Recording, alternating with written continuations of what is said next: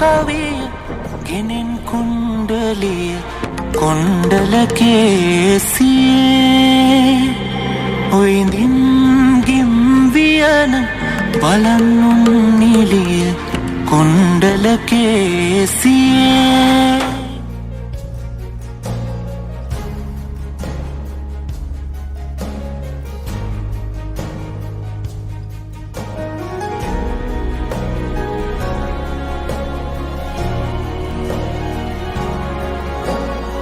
Institutional reforms. Please join me in giving a round of applause to the Honorable Dr. Vijayadasa Rajapaksa to address you at the Metropolitan College graduation ceremony. First of all, I warmly congratulate all the students who have reached to the excellence of education by obtaining your certificate of degree or postgraduate degree at this glamorous ceremony.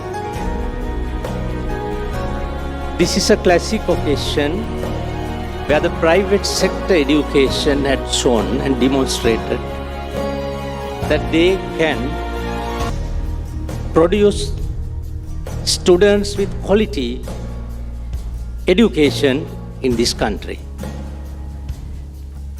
In this regard, of course, I need not say in detail about Dr. Siras Miraz Sahib, who pioneered this institution a few years ago, and he is a trailblazer in the higher education sector in Sri Lanka. There are 4 former education ministers, including myself, on the head table. We all have some experience to a great extent about the education system in our country. Till 1947, during the colonial period, the education, both the primary and the higher education, were confined to privileged people and families. It was Dr. C.W.W. Kannangara who introduced the Independent Education Bill in 1946 when it was under the British colony in the State Council. He had enough experience in the education field. He knew the value of the education. He was the first among the students who passed the London matriculation examination during that period, held in all the Commonwealth countries.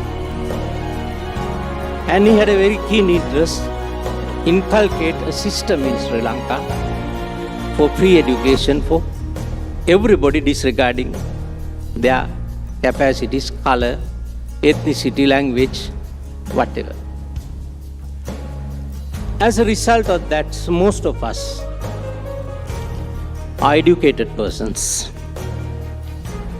Professor Pires talked about the youngsters with less privileges and as to how that violence can come into the society.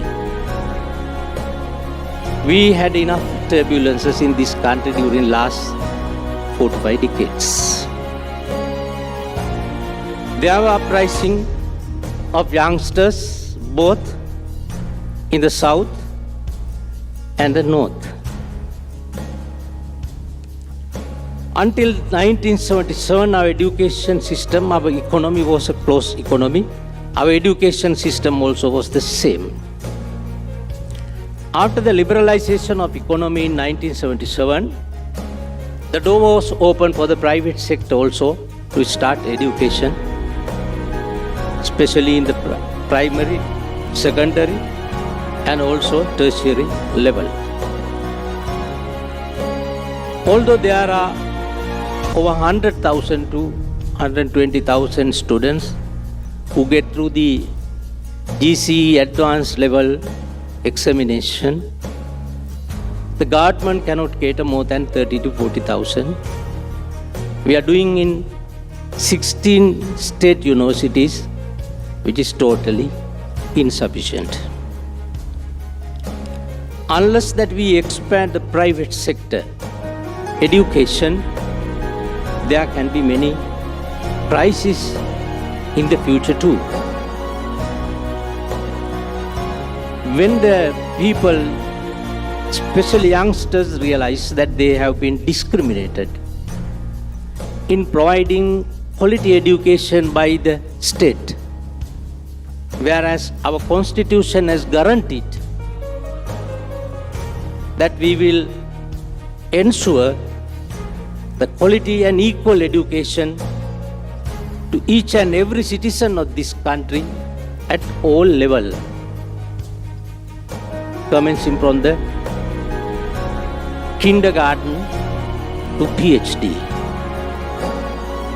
But practically it is not possible. That is why, as a policy, since 77 we are encouraging the private sector educational institutions. About the feeling of the less privileged persons, especially youngsters and children, Dr. C.W.W. Kannangara, when he presented the bill to the National State Assembly in 1946, he talked about that and he cited a poem. That is a poem from Thomas Gray, an elegy written in a country churchyard. He started his speech with one poem. Thomas Gray was a prominent and well-respected philosopher and English poet. In that 4 lines, it says, full many a gem of purest gem serene, the dark unfathomed caves of ocean bare. Full many a flower is born to blush unseen and waste its sweetness in the desert air. In the Greek mythology, they believe there is a palace, treasure trove under the ocean, whereas it is full of purest gems. But what is the use? Similarly, flowers are born in jungles, nobody can see it, and waste its sweetness in the desert air. Therefore, the uneducated children, uneducated citizens are like the moon that is drawn to a jungle which nobody will get the service of the lights comes from the moon. That is why it's a basic obligation, fundamental obligation on the part of state to ensure those who are keen to go up to higher levels of education, we must make basic facilities for it. Since the government alone can't do it, we have to encourage the private sector. Education is like Dr. Siraj Mira Sahib, who has demonstrated today that he has given a quality education to large number of our sons and daughters. After 3 to 4 years hard work, you are reaping the harvest today. You are getting the fruit out of your energy and your dedication. You can be happy, parents will be happy for the achievement that you have made. You have reached to an excellence of education. Professor Peiris also cited the history in our country as far as discriminative education system which prevailed for some time. We had 3 Oxfordians who had reached to the highest echelons of politics in this country. That is late S.W.R.D. Bandaranayaka, late Lalita Tulat Mudalian, late Lakshman Kadiragama. All 3 were assassinated. That is the fate of our country. We couldn't get their service. As a result, that we have suffered enough. That shows that is to maintain, just to maintain the quality education, we will have to maintain the rule of law. In the absence of rule of law, nothing will be successful. And therefore, we'll have to inculcate, we'll have to discipline good human qualities in all our children, the future generation, through quality education. For that, your dedication, Dr.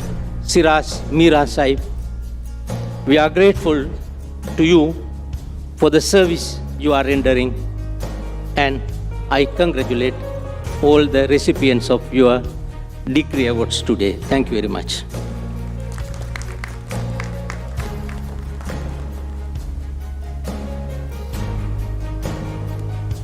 Thank you, Honourable Minister, for your kind words and sharing us an interesting story of a very eminent personality.